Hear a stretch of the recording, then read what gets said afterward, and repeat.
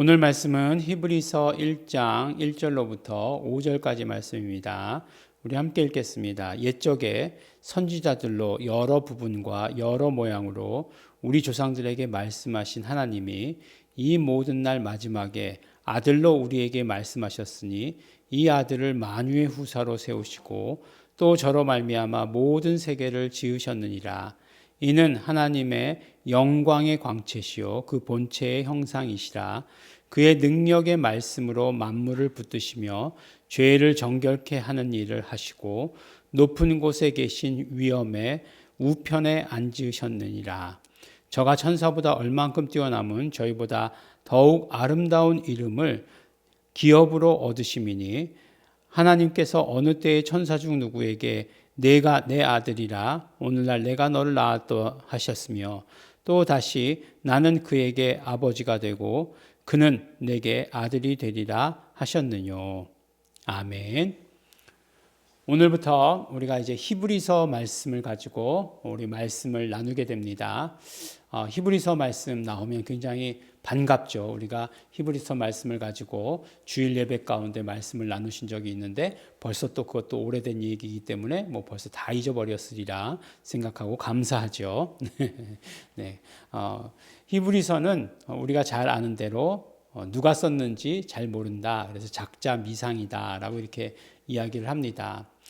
그럼에도 불구하고 어떤 주장들은 바울이 썼을 것이다 라고 이렇게 이야기하고 또 이제 어떤 사람들은 바울의 제자가 썼을 것이다 라고 이렇게 이야기하기도 하고 또 이제 어떤 사람들은 바나바, 우리가 바나바가 참 중요하게 나오는데 바나바의 글이 기록에 남아있지 않는 것들이 좀 그렇긴 하죠. 뭐 그래서 바나바다라고 하는 것은 아니지만 그렇게 이야기를 합니다. 근데 분명한 이유는 있죠. 왜냐하면 히브리서를 잘 읽어보면 구약에 대해서 굉장히 잘 알고 있는 사람이에요. 그러니까 틀림없이 유대인이어야 되는 거죠. 유대인이 아니고는 알 수 없는 그런 것들이 너무나 많이 있습니다. 공부해서 안 되는 것들이 있죠. 예. 이제 공부해서 안 되는 게 제일 많이 있는 게 뭘까요? 네. 유머 같은 거.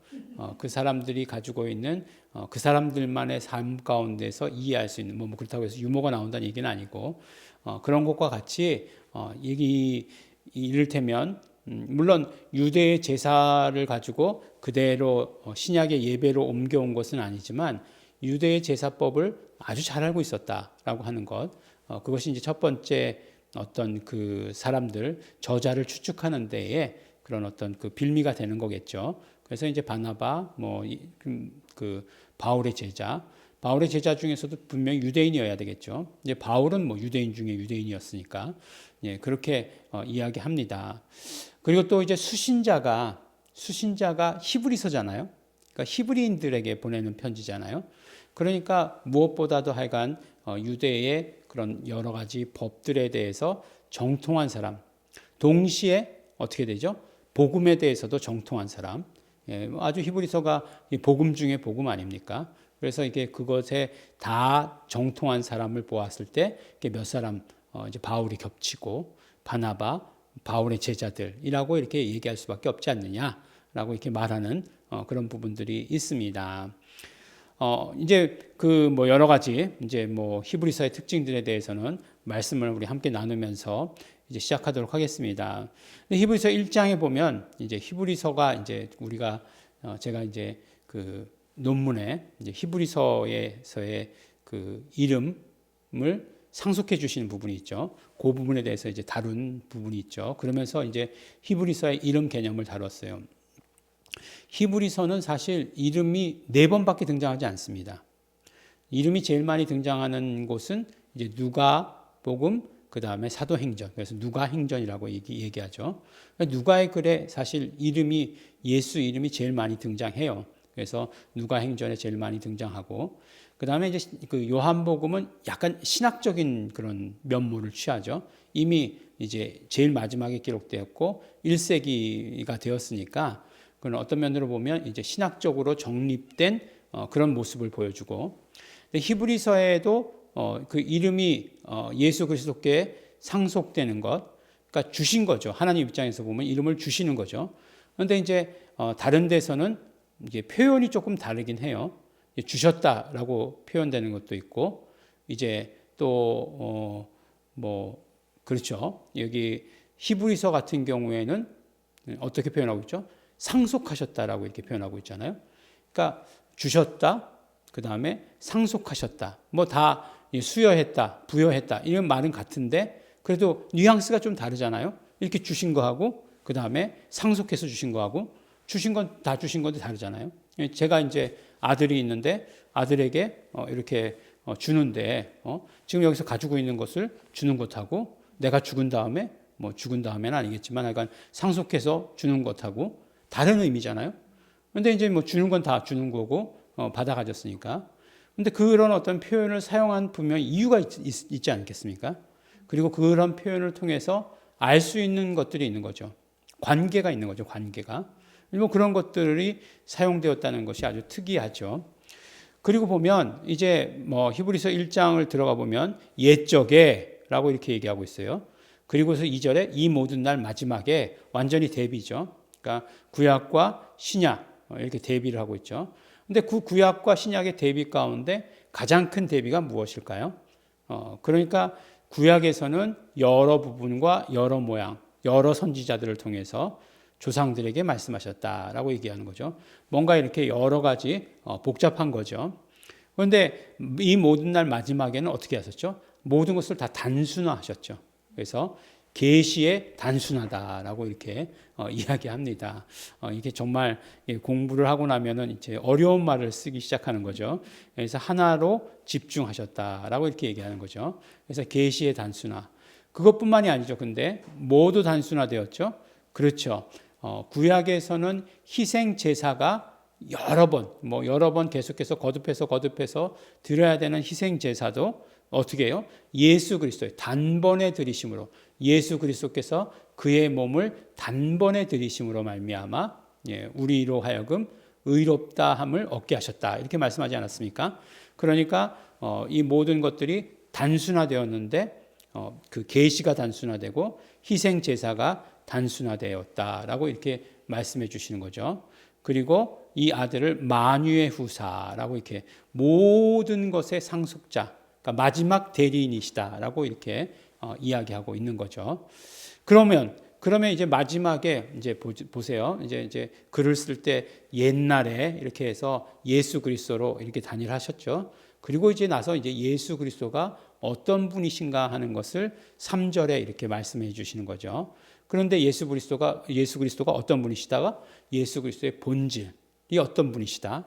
그리고 예수 그리스도가 어떤 일을 하셨다. 예수 그리스도의 사역 이것들 그리고 예수 그리스도의 지금 지위가 어떠시다. 하늘로 높이 올라가신 분, 하늘 우편에 앉아 계시다라고 하는 것을 이야기해 주시는 거죠. 그래서 이게 어려운 말로 이제 뭐라고 얘기하고 있죠? 이는 하나님의 영광의 광채시요 본체의 형상이시다라고 이렇게 얘기하고 있어요. 이게 바로 예수 그리스도의 본질을 말씀하는 거죠. 예수 그리스도의 본질이 무엇이냐 보니까 그렇죠. 선재하셨다라고 하는 거예요. 하늘에 먼저 계셨다. 그리고 이제 중요한 말 본체의 형상이다라고 이렇게 얘기하고 있죠. 근데 이 본체라는 말 그는 근본 본체시나라고 이렇게 얘기했던 거 빌립보서 2장 6절로부터 11절에 그리스도 찬가라고 하는 곳에서부터 나왔죠. 그러니까 초기 기독교의 찬양은 예수 그리스도가 누구이신가? 예수 그리스도께서 하신 일, 예수 그리스도를 높이는 것. 이것으로 이루어진 게 다 초기 기독교의 찬양이에요.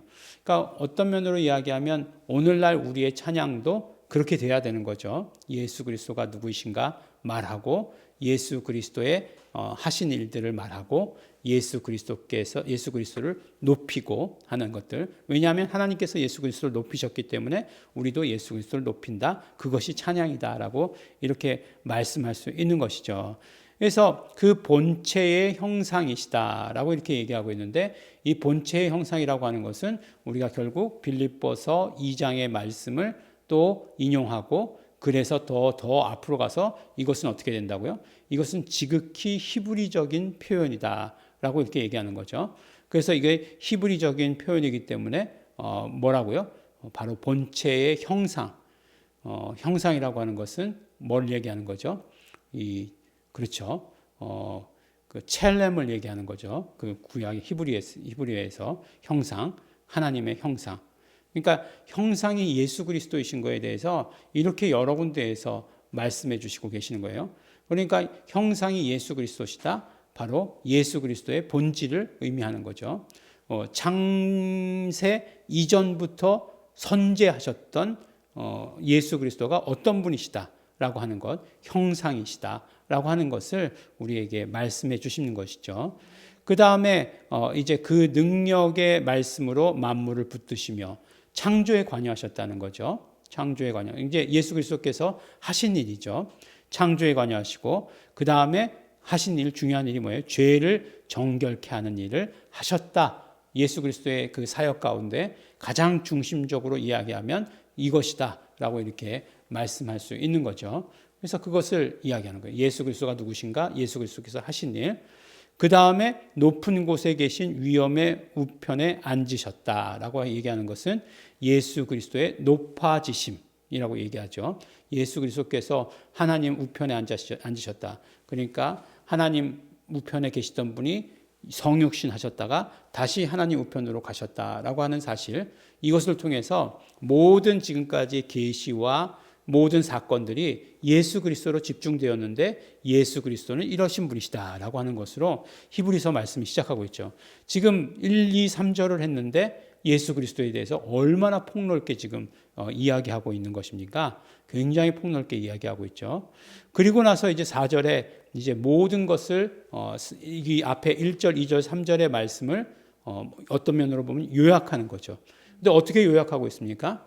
이 모든 것들, 막 그냥 예수 그리스도 선지하시고 성육신 하시고 고향 되시고 그런 분이시고 모든 계시와 모든 희생 제사가 다 예수 그리스도로 통일되었는데 이걸 한마디로 뭐라고 얘기하느냐? 예, 아름다운 이름을 상속하셨다라고 하시는 그 말씀으로 요약하고 있는 것이죠. 만물의 상속자였었는데 2절에 보니까 바로 그 만물의 상속자가 어떤 의미냐? 이름의 상속자가 되셨다라고 이렇게 얘기하는 거죠. 근데 이제 성서에 보면 그러면 이름을 상속했다는 말이 있느냐? 당연히 보면 이름은 상속하는 거거든요. 그렇지 않습니까? 제가 김씨고 그 다음에 아들이 김씨잖아요. 그러면 내 아들은 나의 이름을 분명히 상속하는 건데 그래도 그것이 너무나 당연하다고 생각해서인지 상속이라는 표현은 안 쓴다고요. 그렇죠? 우리가 성씨를 상속받는다라고 얘기는 안 해요. 성경에도 보니까 뭐 땅을 상속받는다, 하나님의 나라를 상속한다, 뭐 영생을 상속한다라고 하는 표현은 있지만 이름을 상속한다는 표현은 없다는 거예요. 그렇지만 상속이라고 하는 것은 결과적으로 어떤 걸 이야기하는 거죠? 관계를 이야기하는 거죠. 관계를 굉장히 강조해서 이야기하는 거죠. 어떤 면에서 이런 것들은 또 요한복음과 닮았죠. 예. 요한복음에서는 계속해서 이야기하는 것이 아버지께서 내게 주신 이름이라고 이렇게 말씀하잖아요. 아버지께서 내게 주신 이름이라고 얘기해서 결국은 이름을 주신 분이 아버지시다라고 이렇게 얘기하는 것 아니겠어요? 아버지와 아들을 이야기하는데 히브리서에서는 그것과는 다르지만 이렇게 상속할 수 있는 관계에 대해서 말씀하시는 거죠. 관계를 그러면 상속할 수 있는 관계는 무엇이냐? 그렇죠. 요한복음과 마찬가지로 아버지와 아들의 그런 관계가 되는 것이죠. 그러니까 예수 그리스도의 모든 하신 일들을 이야기하기 위해서 지금 이제 처음에 시작했는데 그 모든 것들을 요약할 때 어떻게 요약했다고요? 아름다운 이름을 주셨다. 이름을 상속하신 것으로 요약하고 있다라고 이렇게 이야기하고 계시는 거죠. 하나님께서 어느 때 천사 중 누구에게 내가 내 아들이다. 오늘날 내가 너를 낳았다. 이렇게 말씀하신 적이 있느냐? 이렇게 얘기하고 있죠. 그래서 이제 우리는 도저히 생각도 할 수 없는 그런 이야기지만 그러면 아들에게 상속하신 그 이름이 뭐냐? 그랬을 때 이제 아들이다. 라고 이렇게 얘기하는 사람들도 굉장히 많이 있습니다. 예. 우리는 그게 어떻게 이름이야? 우리는 벌써 이렇게 높은 수준에 있기 때문에 그게 어떻게 이름이야? 이렇게 얘기할 수 있겠지만 아들이다라고 이렇게 얘기하는 사람 많다는 거예요. 일전에도 말씀드리지 않았습니까? 우리가 빌립보서를 말씀 나눌 때에 모든 입으로 예수를 주라 시인하여 하나님 아버지께 영광을 돌리게 하셨느니라. 이러므로 모든 이름 위에 뛰어난 이름을 주사라고 했을 때 그 이름이 뭐냐? 라고 얘기했을 때 그건 주다 아들이다라고 얘기하는 사람이 90%가 넘는다고 말씀드렸죠. 예, 아들이라고 얘기하는 사람들도 굉장히 많은 퍼센트를 담당하고 있습니다.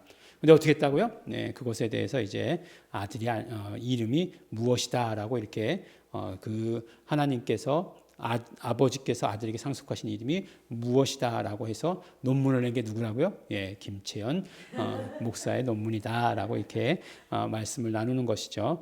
그래서 이 부분도 그렇게 다시 한번 히브리서 그 논문에 나온 거 다 드렸으니까 한번 읽어보시면 굉장히 도움이 되고 재미있습니다. 그래서 이렇게 풍성하게 이야기하신 것을 하나로 그냥 쫙 엑기스처럼 이렇게 말씀하셨는데 아름다운 이름으로 이렇게 탁 집약하셨다라고 하는 것으로 그래서 그 모든 것들로 풀어가고 계시다. 예. 그래서 히브리서에 4번밖에 나오지 않지만 1장에 나오고 2장에 나오고 6장에 나오고 13장에 나오지만 그 이름이라고 하는 말 표현들이 그렇지만 이것이 그 든든한 히브리서에서도 든든한 뼈대를 이루고 있다라고 하는 것을 우리에게 말씀해 주십니다. 네, 우리 히브리서 말씀을 통해서 예수님이 누구신가, 처음부터 예수님이 누구신가 말씀하고 있으니까 예수님이 누구신가를 더 잘 알아야 되고 그 다음에 예수님이 누구이시고 예수님이 무슨 일을 하셨고 또 예수님을 어떻게 높이는가 하는 것이 우리 찬양, 우리 예배의 핵심이 되겠죠. 그것을 통해서 온전히 하나님 섬김, 예수 섬김이 완성되시는 우리 성도 여러분 되시기를 예수 이름으로 축원합니다. 기도하겠습니다. 하나님 아버지 감사합니다. 오늘도 예수 이름 높이게 하여 주시옵시고 예수 이름으로 말미암아 우리에게 주시는 놀라운 일들, 예수 그리스도께서 하셨던 일들, 예수님 당신을 우리에게 주신 그 모든 일들을 우리 경험할 수 있도록 하여 주시옵소서.